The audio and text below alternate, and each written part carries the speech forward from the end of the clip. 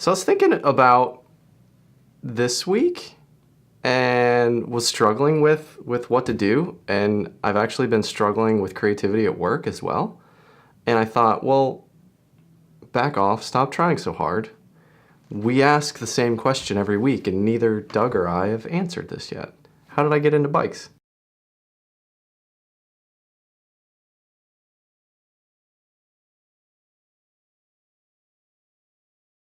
So there's two stories for that one for me. All right, so week 8, I'll do 4 and 4 since Doug did 5 and 3, and I can't do 3, whatever. Episode 8. So I got 2 stories for how I get into bike. One, my first time riding a bike, which is awesome because I really didn't want to ride with training wheels. So there's not much memory that I have of riding with training wheels. So my first time riding a bike was at the house that my parents moved out of 3 years ago. They lived in it for 30 years almost to the day. So it's really the house that I grew up in. I moved in when I was 5 years old, so right before I started learning how to ride a bike. Regardless, it was a 2-car garage, and it had a pretty steeply sloped driveway. And whenever my parents would come home from work, my mom would normally pull into the garage, and then my dad would leave his truck outside in case they wanted to go run errands or he wanted to do something, fiddle around in the garage. So it must have been a weekend day because it was during the middle of the day that I was like trying to ride around the concrete pad in the garage and go in circles, and I was like, I got this, I got this, I can do this. And I start to head out of the driveway. Now this is a single speed coaster brake bike. I had no idea what any of that was. I didn't know how to stop myself or anything like that because I was just happy to be free and be able to do whatever I want. And I go out and gravity. Hello, gravity. And I start to roll down the driveway I'm gaining speed and I'm not the one doing it. So I'm balancing, this is awesome, I'm riding a bike, but directly in front of me, just like this camera is directly in front of me, is the front of my dad's 89 S10 truck, his work truck.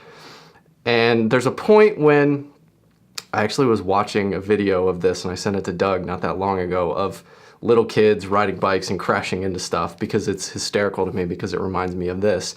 So this is where I learned, or maybe I didn't learn because I've crashed a bunch of times since then, to not look at something because you'll ride towards it. So this truck is growing bigger and bigger. Granted, it's an S10, so it's not that big, but I'm a little tyke, so I didn't, it was big compared to me.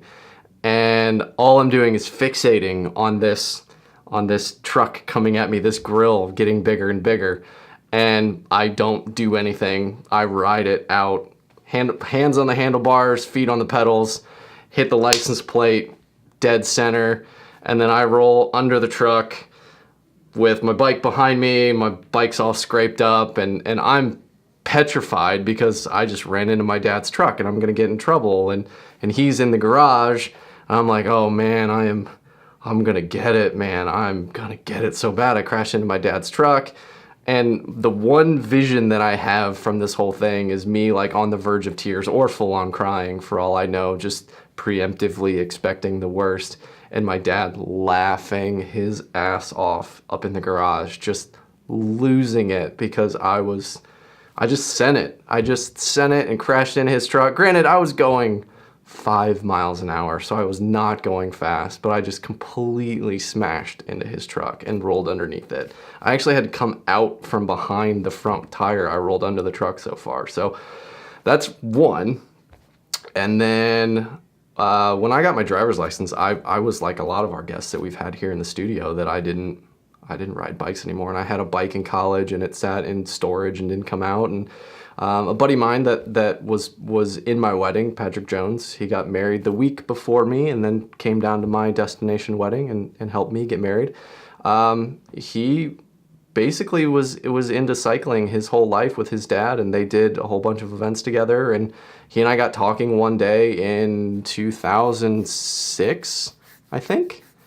So this is after I graduated college, and we're just talking. He's like, hey, I'm getting back into riding and I just got a bike. You should do it. You need a hobby. Clearly you want something to do. I had tons of free time now that I wasn't in school.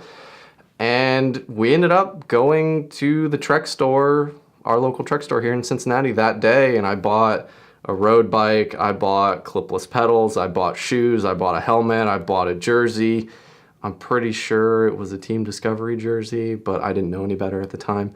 So I just went all in, and really since then, I don't think I've had a year that I've had under 1,000 miles, and for me, 1,000 miles at that point was really big. So I kind of have two kickoff stories for me getting into cycling, and since we ask our guests every week and here in the studio, I figured I'd volunteer my story for this week. So that's my story, one crash and one just full send, getting into road bikes and then mountain bikes and cross and all that stuff since then. So that's my story for this week, and that is my how did I get into cycling story.